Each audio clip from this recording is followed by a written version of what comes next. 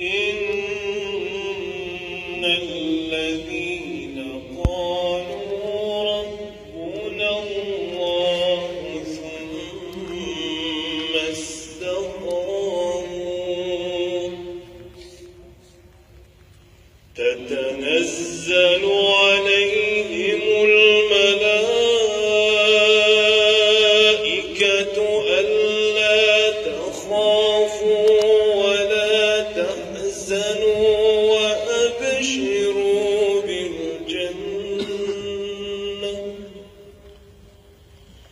وأبشروا بالجنة التي كنتم توعدون نحن أولياؤكم في الحياة الدنيا وفي الآخرة ولكم فيها ما تشتهي أنفسكم ولكم فيها ما تدعون نزلا من غفور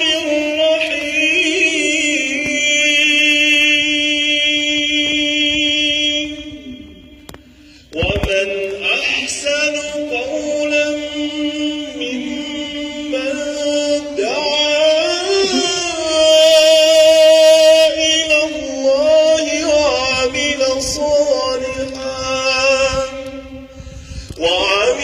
صالحا وقال إنني من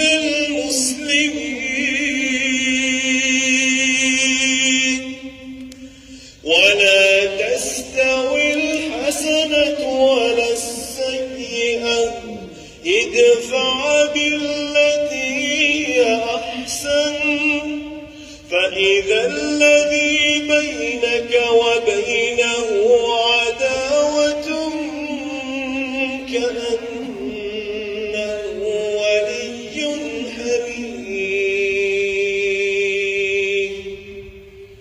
وما يلقاها إلا الذين صبروا وما يلقاها إلا ذو حظ عظيم وإما ينزغنك من الشيطان نزغ فاستعذ بالله إنه هو السميع